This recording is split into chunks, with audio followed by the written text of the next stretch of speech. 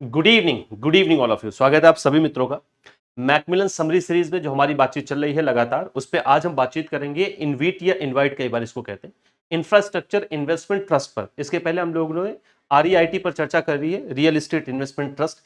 ये आखिरी टॉपिक है जब हम देखते हैं अपना जेआईबी का syllabus, Indian economy Indian financial system का। मैकमिलन समरी सीरीज में इन सारे मॉड्यूल डी के सारे टॉपिक्स में बहुत कम जो है आपकी समरी दी गई है, इसलिए समरी पर ना बात करके, क्योंकि अगर हम उस समरी को ही सिर्फ पढ़ेंगे तो हमारा कुछ भी कवर नहीं हो पाएगा, स्पेशली मॉड्यूल डी और सी की अगर हम बात करें। क्योंकि मैकमिलन में मॉड्यूल ए और बी के जो यूनिट्स हैं उनमें समरी ठीक ठाक दी गई, स्पेशली मॉड्यूल ए में, मॉड्यूल डी में बहुत अच्छी समरी दी गई। अगर आप समरी भी ठीक से पढ़ते हो तो काफी हिसाब ठीक ठाक तैयार कर लेते हैं। लेकिन मॉड्यूल सी और डी में ये समस्या है कि वहां पर समरी या तो नहीं दी गई या तो बहुत कम दी गई, तो उससे कुछ तैयार नहीं हो पाता। यही रीजन है कि मॉड्यूल सी और डी में हम इंपॉर्टेंट टॉपिक्स को भी कवर करते चल रहे हैं समरी के साथ साथ। तो उसी सिलसिले में आज हमारी जो बातचीत हो रही है वो इंफ्रास्ट्रक्चर इन्वेस्टमेंट ट्रस्ट यानी इनवीट्स पर हमारी चर्चा हो रही है। बहुत इत्मीनान से समझिएगा, क्योंकि लास्ट दो एग्जामिनेशन में पूछा गया। 2023 में तो यहाँ से कोई सवाल नहीं आया था, लेकिन 2024 के दोनों ही पेपर में यहाँ से सवाल बना हुआ है। मतलब मई वाली साइकिल में भी और जो आपका अक्टूबर नवंबर की साइकिल होती है उसमें भी सवाल पूछा गया था। आरईआईटी जैसा काम करता है बिल्कुल ये वैसा ही काम करेगा, स्ट्रक्चर भी लगभग वैसा ही होता है जैसा आरईआईटी का होता है। लेकिन यहां पर जो इन्वेस्टमेंट होगा, यानी जो आपका इन्वेस्टेड अमाउंट है वो इन्वेस्ट किया जाता है इंफ्रास्ट्रक्चर के प्रोजेक्ट में, जबकि आरईआईटी में वो इन्वेस्टमेंट होता है रियल एस्टेट सेक्टर में। यहां पर इंफ्रास्ट्रक्चर में होगा। तो पूरी की पूरी बातचीत आज हमें यहां से करनी है इनवीट पर। अगर आपने आरईआईटी वाली क्लास ठीक से देखी है तो ये बहुत आराम से आपको समझ में आ जाएगा। पहले इसको एक डायग्राम से समझते हैं, जैसे हम लोगों ने आरईआईटी को समझा था। अब देखिए यहां पर ठीक से इत्मीनान से एक एक बात को समझते चलिएगा। देखिए इनवीट और आरईआईटी जो इन्वेस्टमेंट है वो एक जैसा ही करता है, और ये दोनों ही इन्वेस्टमेंट बिल्कुल लगभग लगभग म्यूचुअल फंड जैसे होते हैं। ठीक है, अब कैसे म्यूचुअल फंड जैसे होंगे इनको समझते हैं। देखिए आरईआईटी में हम लोगों ने चर्चा की थी कि म्यूचुअल फंड में आप जैसे इन्वेस्टमेंट करते हैं तरीका वही है इन्वेस्टमेंट करने का, आरईआईटी में भी इनवीट में भी। म्यूचुअल फंड में हम कैसे इन्वेस्टमेंट करते हैं?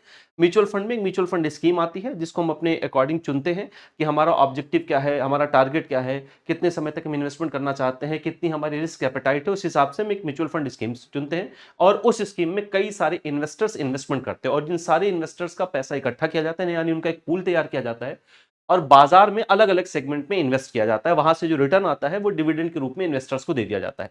तो ये म्यूचुअल फंड में इन्वेस्टमेंट करने का तरीका है। म्यूचुअल फंड को भी सेबी रेगुलेट करता है, इन दोनों को भी सेबी ही रेगुलेट करता है। बिल्कुल वैसे ही आपका इन्वेस्टमेंट होता है इनवीट में। यानी इनवीट का जो इन्वेस्टमेंट है वो लगभग म्यूचुअल फंड की तरह ही होता है। जैसे यहां पर ध्यान से समझते हैं, जैसे मान लेते हैं आपके पास एक इनवीट है, क्लियर है, एक क्या है आपका इनवीट्स है।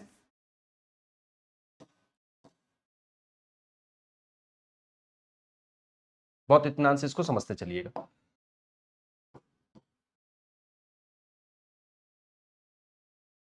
रियल एस्टेट इन्वेस्टमेंट ट्रस्ट है। अब इसमें इन्वेस्टमेंट कौन कर सकता है?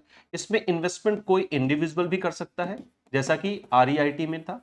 कोई इंडिविजुअल भी कर सकता है, कोई कॉरपोरेशन भी कर सकता है, कोई कंपनी भी कर सकती है, एनआरआईज भी कर सकते हैं, यानी जो फॉरेन इंस्टीट्यूशनल इन्वेस्टर हैं वो भी कर सकते हैं। एफआई भी इन्वेस्टमेंट कर सकते हैं। अब जैसे म्यूचुअल फंड में म्यूचुअल फंड एक स्कीम आती है, वैसे ही इनवीट में आपके इन्वेस्टमेंट को अट्रैक्ट करने के लिए या इनवाइट करने के लिए एक इनविट स्कीम लाई जाती है। अब यहां पर इन सारे इन्वेस्टर्स से, इंडिविजुअल हैं, फॉरेन इंस्टीट्यूशनल इन्वेस्टर्स हैं, कंपनीज हैं, कॉर्पोरेशंस हैं, ये अपने अपने कैपेसिटी के अकॉर्डिंग इस इनविट में, इस स्कीम में इन्वेस्टमेंट करते हैं। और ये आपका जो इन्वेस्टमेंट है ये आगे जो इन्वेस्टमेंट किया जाता है ये किया जाता है इंफ्रास्ट्रक्चर सेक्टर में। आरईआईटी में वही इन्वेस्टमेंट रियल एस्टेट में होता। अब इंफ्रास्ट्रक्चर सेक्टर में ये रोड में हो सकता है भैया, ये पावर प्लांट्स में हो सकता है, ये किसी में भी इन्वेस्टमेंट हो सकता है। क्लियर है इतनी बात? अब यहां पे इसे इन्वेस्ट किया जाता है, यहां से जो इनकी इनकम जनरेट होती है, ज्यादातर मामलों में यहां पे रेंटल इनकम जनरेट होती है, यहां से जो इनकी इनकम जनरेट होती है वो डिविडेंड के रूप में, वो डिविडेंड के रूप में अपने इन्वेस्टर्स को डिस्ट्रीब्यूट किया जाता है। क्लियर है? अब ये डिविडेंड से भी कहता है कि हर 6 महीने में एक बार देना आवश्यक होता है। तो जो भी इन इंफ्रास्ट्रक्चर प्रोजेक्ट से इनकम आपकी जनरेट होकर आती है वो डिविडेंड के रूप में आगे इन्वेस्टर्स को डिस्ट्रीब्यूट किया जाता है। क्लियर हो गई इतनी बात? ये इन्वेस्टमेंट करने का तरीका होता है आपका इनवीट में। तो आपको अगर आप इन्वेस्टमेंट करना चाहते हैं इंफ्रास्ट्रक्चर सेक्टर में तो आप इनवीट के माध्यम से इंफ्रास्ट्रक्चर सेक्टर में इन्वेस्टमेंट कर सकते हैं। जैसे अगर आप इन्वेस्टमेंट करना चाहते हैं रियल एस्टेट सेक्टर में तो बिना रियल एस्टेट प्रॉपर्टी को परचेज किए, आप उसमें सीधे सीधे इन्वेस्टमेंट कर सकते हैं। अब यहां पर जैसे म्यूचुअल फंड में जब आप इन्वेस्टमेंट करते हैं तो आपको यूनिट्स अलॉट की जाती हैं, बिल्कुल वैसे ही जब ये सारे इन्वेस्टर इनवीट में इन्वेस्टमेंट करते हैं तो इन्हें भी यूनिट अलॉट की जाती है। यूनिट उस रेशियो में होता है जिस रेशियो में आपने इन्वेस्टमेंट कर रखा है, यानी जो यूनिट, जैसे म्यूचुअल फंड में यूनिट की वैल्यू के अकॉर्डिंग ही आप अपना इन्वेस्टमेंट करते हो और यूनिट की वैल्यू निकाली जाती है नेट एसेट वैल्यू से, वैसे ही इनवीट में भी यूनिट ही आपको दी जाती है। यूनिट की वैल्यू के अकॉर्डिंग आप उसमें इन्वेस्टमेंट करते हैं। आपका इन्वेस्टेड अमाउंट मार्केट में अलग अलग इंफ्रास्ट्रक्चर में इन्वेस्ट किया जाता है, वहां से जो उसको इनकम जनरेट होती है वो डिविडेंड के रूप में आपको पे किया जाता है। अब ये इनकम आपकी इंटरेस्ट के रूप में हो सकती है और जो है रेंटल इनकम के रूप में हो सकती है, जो आगे डिविडेंड के रूप में दिया जाता है। अब सवाल यह है कि आपका ये तो हो गया इन्वेस्टमेंट करने का तरीका, क्लियर है। अब सवाल यह है कि इसका स्ट्रक्चर कैसा होता है, क्लियर है। इसका स्ट्रक्चर यानी जो एक इनवीट होगा उसका स्ट्रक्चर कैसे बनेगा, उसके पहले अब हम समझ लेते हैं थोड़ी सी जो बेसिक बातचीत हुई है वो क्या है, उसको एक बार पढ़ लेते हैं। देखिए, an infrastructure investment trust InvIT इस collective investment scheme similar to mutual fund. क्या है, कलेक्टिव इन्वेस्टमेंट स्कीम है, बिल्कुल वैसे ही जैसे म्यूचुअल फंड करता है, विच enables direct investment of money from individual and institutional investors in infrastructure project to earn a small portion of the income as return। तो आप इन्वेस्टमेंट करते हैं, कोई भी इसमें कॉर्पोरेशन, कंपनी और फॉरेन इन्वेस्टर्स हो गए, इंडिविजुअल्स हो गए, इन्वेस्टमेंट करते हैं, जो भी इन्वेस्टमेंट वो करना चाहते हैं कि इंफ्रास्ट्रक्चर प्रोजेक्ट्स में, और वहां से जो उनको इनकम मिलती है, वहां से जो इनकम आती है इनवीट का, वो आपको डिविडेंड के रूप में वापस कर दिया जाता है। InvITs are similar to real estate investment trust, यानी रीट की तरह सिमिलर होते हैं, लेकिन इनका फोकस होता है स्पेसिफिकली इंफ्रास्ट्रक्चर प्रोजेक्ट में, जबकि आरईआईटी का जो फोकस होता है या आरईआईटी का जो इन्वेस्टमेंट होता है वो रियल एस्टेट सेक्टर में होता है, सच एज रोड हो गया, हाईवेज हो गए, ब्रिजेस, एयरपोर्ट, पोर्ट्स हो गए, पावर ट्रांसमिशन हो गया, पावर प्लांट्स हो गया, रिन्यूएबल एनर्जी प्रोजेक्ट हो गए। ये सारे इंफ्रास्ट्रक्चर ऐसे असेट्स हैं, इंफ्रास्ट्रक्चर प्रोजेक्ट हैं जिनमें आरईआईटी इनवीट्स इन्वेस्टमेंट करता है। तो यहां से इनवीट की जो भी इनकम जनरेट होती है, यहां से जो भी इनकम जनरेट होती है वो ज्यादातर मामलों में इंटरेस्ट के रूप में भी हो सकती है, रेंटल इनकम भी हो सकती है। मैं यहां पर इनकम लिख दे रहा हूं, यहां पर जो भी इनकम इनकी जनरेट होती है वो आगे आपको डिविडेंड के रूप में डिस्ट्रीब्यूट किया जाता है, यानी इनकम इनवीट्स को हो रही है, क्लियर है, इन इंफ्रास्ट्रक्चर प्रोजेक्ट से, और वो आगे डिविडेंड के रूप में आपको दिया जाता है। अब कुछ गाइडलाइंस को हम पढ़ लेते हैं इनवीट को लेकर, और उसके सबसे पहले हम इंफ्रास्ट्रक्चर को भी समझेंगे कि और ये कैसे कैसे किया जाता है और कौन इसको रेगुलेट करेगा। तो इनवीट और आरईआईटी इन दोनों को सेबी ही रेगुलेट करता है।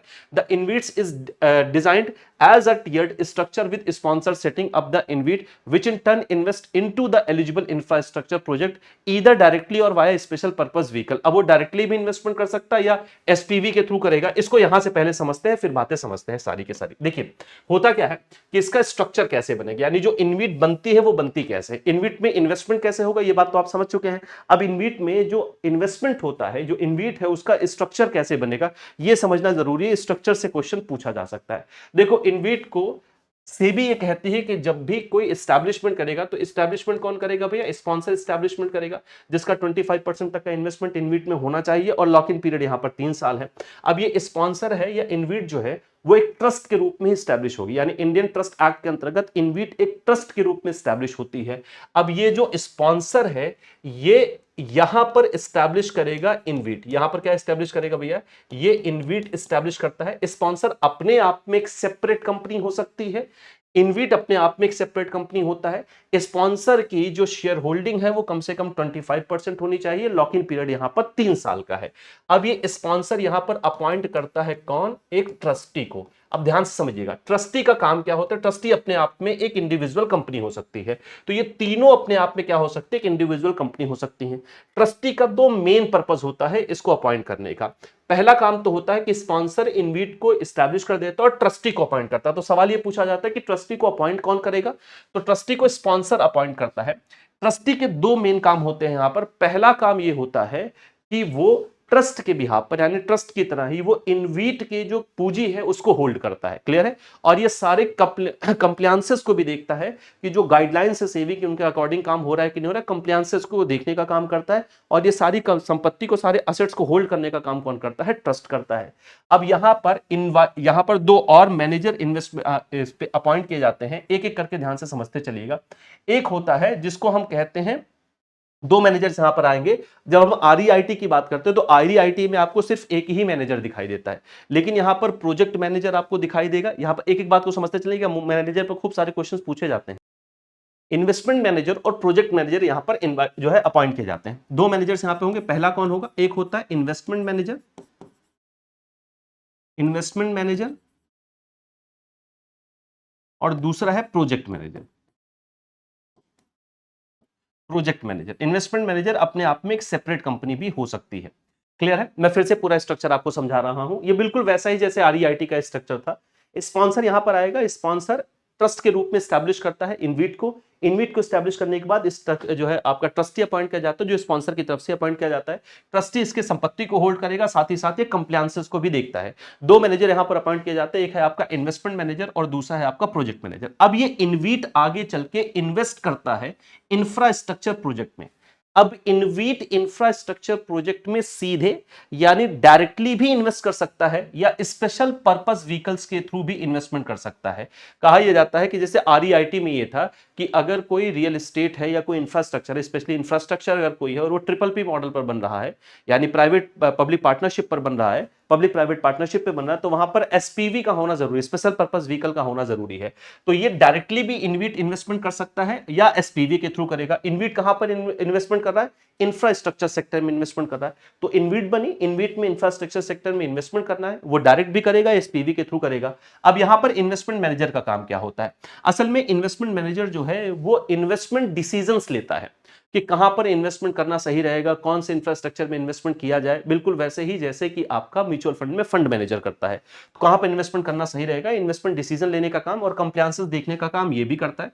यानी एसपीवी जो आप एसपीवी में इन्वेस्टमेंट मैनेजर क्या करता है, इन्वेस्ट, मैं यहां पर लिख दे रहा हूं। और ये जो प्रोजेक्ट मैनेजर है ये डेली बेसिस पर इसमें इन्वॉल्व होता है, यानी ऑपरेशन एंड मैनेजमेंट देखता है। ओएम लिख दे रहा हूं मैं यहां पर, ऑपरेशन एंड क्या देखेगा, मैनेजमेंट देखेगा। क्या अलग अलग इंफ्रास्ट्रक्चर के लिए अलग अलग एसपीवी हो सकती हैं? तो बिल्कुल हो सकती हैं। एसपीवी एक से ज्यादा हो सकते हैं, जैसे एसपीवी 1 हुआ किसी एक इंफ्रास्ट्रक्चर प्रोजेक्ट के लिए, वैसे ही दूसरे इंफ्रास्ट्रक्चर प्रोजेक्ट के लिए एसपीवी 2 हो सकता है। इन्वेस्टमेंट मैनेजर वहां पर प्रोजेक्ट डिसीजंस लेगा और ओएमओ में ऑपरेशन, जो आपका ऑपरेशन मैनेजमेंट है, इसे देखने का काम करता है आपका प्रोजेक्ट मैनेजर। अब यहां पर इन्वेस्टमेंट हो गया है, आपको यूनिट्स अलॉट की जाएंगी, उस इन्वेस्टमेंट से जो भी रिटर्न मिलेगा वो डिविडेंड के रूप में अपने इन्वेस्टर्स को दिया जाता है। इस तरीके से आपका स्ट्रक्चर काम करता है इनवीट का। तो ये आपका जो डायग्राम है वो बता रहा है कि इनवीट में आप इन्वेस्टमेंट कैसे करेंगे। दूसरा है इनवीट का स्ट्रक्चर कैसे होगा। इनवीट है क्या, ये हम लोगों ने पढ़ लिया था यहां पर। अब यहां पर यही बात की जा रही है कि डायरेक्टली भी इनवीट में इन्वेस्टमेंट कर सकता है आपका जो इनवीट है, या वो स्पेशल पर्पस व्हीकल एसपीवीज के थ्रू करता है। इनवीट को रेगुलेट करता है सेबी, इंफ्रास्ट्रक्चर रेगुलेशंस के अंतर्गत। 2014 में इसकी गाइडलाइंस आई थी, 2014 में दोनों के लिए आ रही, आरईआईटी और इनवीट दोनों के लिए आया था।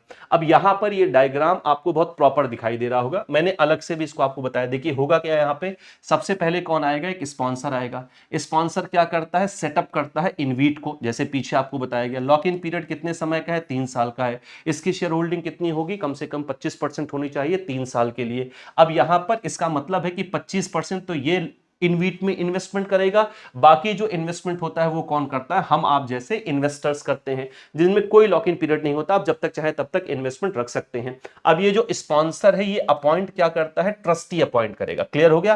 ट्रस्टी क्या करता है, इनवीट्स की सारी संपत्ति यानी सारे असेट्स को होल्ड करता है, सारे कंप्लायंसेस को देखता है। इनवीट स्टैब्लिश हो चुका, ट्रस्टी सारे कंप्लायंसेस देखेगा, सारे असेट्स को होल्ड करेगा। अब यहां पर दो मैनेजर अपॉइंट किए जाते हैं, एक इन्वेस्टमेंट मैनेजर है, दूसरा प्रोजेक्ट मैनेजर है। इन्वेस्टमेंट मैनेजर क्या है, वो इन्वेस्टमेंट डिसीजंस लेता है, देखेगा कौन से अंडरलाइंग एसेट्स में इन्वेस्टमेंट करना बेहतर होगा, कितना इन्वेस्टमेंट करना बेहतर होगा। और प्रोजेक्ट मैनेजर ओएमओ यानी ऑपरेशन एंड मैनेजमेंट का काम देखता है। अब ये इनवीट जो है वो इन्वेस्टमेंट कर सकता है या तो डायरेक्टली, जैसे कोई इंफ्रास्ट्रक्चर इन्वेस्टमेंट करना है उसे डायरेक्टली कर सकता है, या एसपीवीज के थ्रू करेगा। अब एसपीवी 1 2 3 4 कई सारी एसपीवीज हो सकती हैं।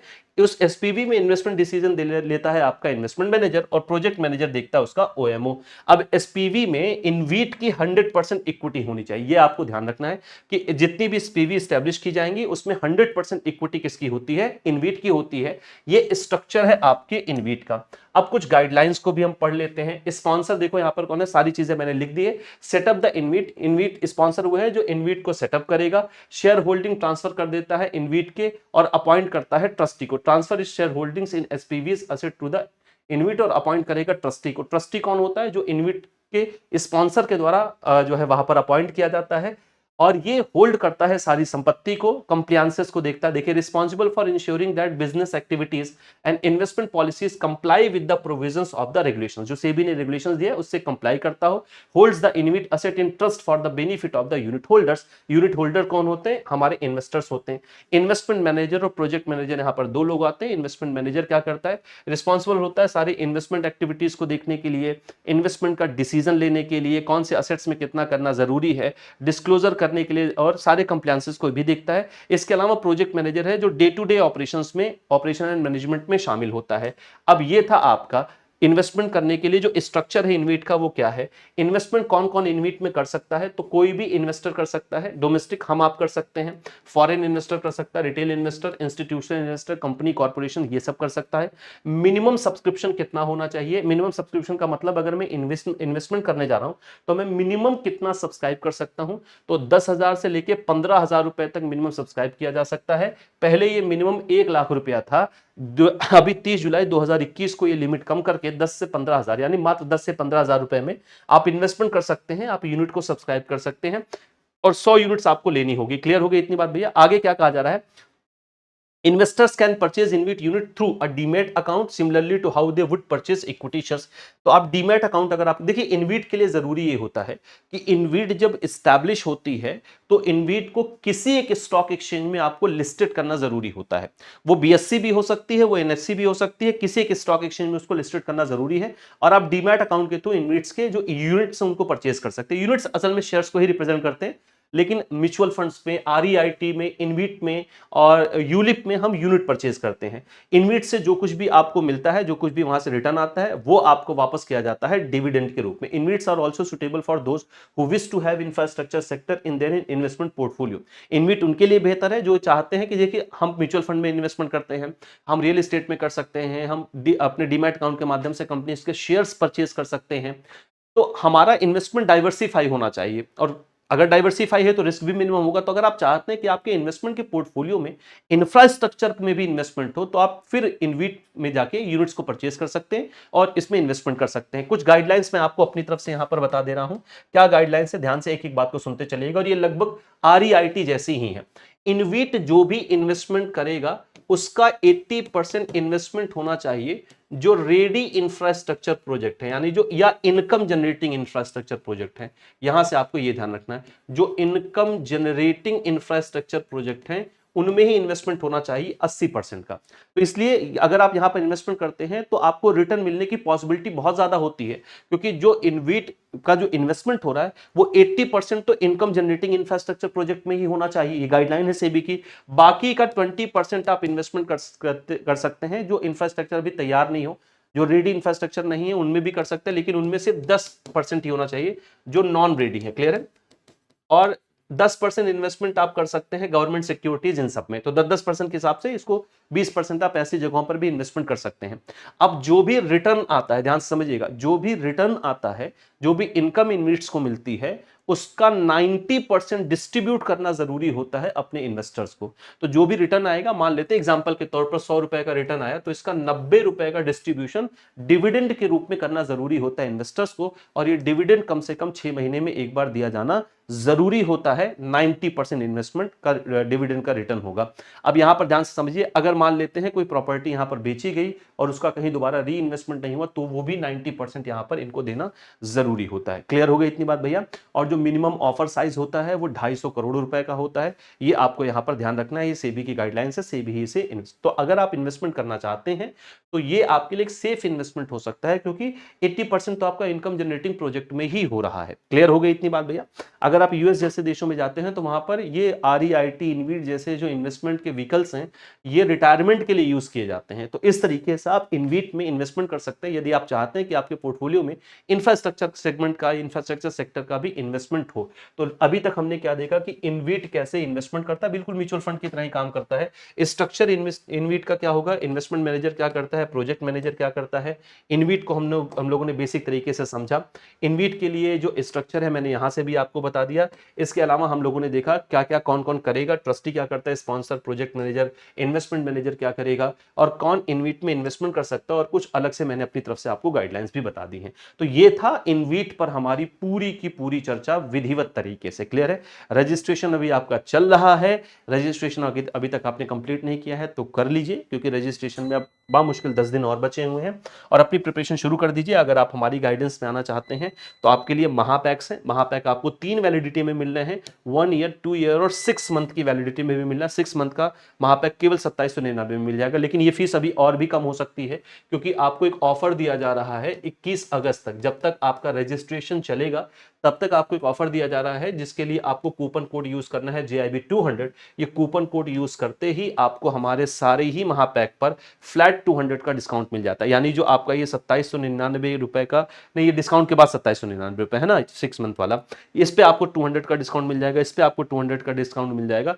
तो ये आपको डिस्काउंट मिल जाएगा। वहां आप देखेंगे, फीस जाके एक बार देख लीजिएगा, वहां ऑलरेडी ये लगा होगा JIB200। जैसे ही आप अप्लाई पर क्लिक करेंगे ये वो अप्लाइड हो जाएगा, और जो भी फीस आपको यहां पर दिख रही है उस पर 200 का डिस्काउंट आपको मिल जाता है। ये डिस्काउंट हमारे फाउंडेशन 2.0 पर भी है, इस वाले बैच पर भी है, फाउंडेशन बैच पर भी और फाउंडेशन 2.0 बैच पर भी है, और आपका जो कूपन कोड है वो सेम कूपन कोड है। इसके अलावा आपके पास एक और बहुत अच्छा ऑप्शन है महापैक का, जो JIB CIB का कंबाइंड महापैक है। जैसे आप JIB अपना क्वालिफाई करते हैं, आप CIB के लिए प्रिपरेशन करते हैं, फिर आपको दूसरे कोर्सेज लेने पड़ते हैं CIB के लिए, क्योंकि पेपर अलग है, सिलेबस अलग है, सब कुछ अलग है CIB में, तो आप दूसरा कोई ना कोई बैच परचेज करते हैं। अगर आप कंबाइंड महापैक लेते हैं तो आपको कुछ भी अलग से परचेज करने की आवश्यकता नहीं है। कंबाइंड महापैक में CIB के महापैक की सारी फैसिलिटीज आपको मिलती हैं, प्लस इसमें आपको इलेक्टिव पेपर भी मिलता है। CIB में आपको एक इलेक्टिव पेपर देना होगा, जो आपको कई बार अलग से परचेज करना पड़ता है, लेकिन अगर आप महापैक लेते हैं ये कंबाइंड, तो आपको इलेक्टिव पेपर अलग से परचेज करने की आवश्यकता नहीं होती। सिंगल सब्जेक्ट अगर आपका कोई रुका हुआ है, एक ही सब्जेक्ट अगर आप जो है सब्सक्राइब करना चाहते हैं, तो वो ऑप्शन भी आपके पास है। कुछ भी और आप मुझसे जानना चाहते हैं, पूछना चाहते हैं, तो इस QR कोड को स्कैन करके आप टेलीग्राम ग्रुप से जुड़ सकते हैं। Indian economy, Indian financial system, इस पेपर के बारे में आप सारी जानकारी ले सकते हैं। और पिछली मुलाकात में हमने REIT पढ़ा, आज हम लोगों ने इनवीट पढ़ा, और आपका ये सिलेबस मॉड्यूल डी हम लोगों ने पूरा कवर कर लिया है। देखेंगे अगर कुछ और टॉपिक इंपॉर्टेंट बचा होगा तो उस पर हम डिस्कशन करेंगे, नहीं तो फिर हम आपके लिए बहुत जल्दी अब एग्जाम ओरिएंटेड एक और पूरी सीरीज लेकर आने वाले हैं, जो इसी टाइम पर मेरी क्लास में इसी चैनल पर चलने वाला होगा। हम उसके विषय में आपको इसी चैनल से इन्फॉर्म करते रहेंगे, जो बिल्कुल बहुत जल्दी शुरू होगा, और वो पूरा एग्जाम ओरिएंटेड होगा। वो क्लास आपके लिए बेहद इंपॉर्टेंट होने वाली, वो पूरी सीरीज होगी। तो आज के लिए फिर बात करते हैं। बहुत बहुत धन्यवाद।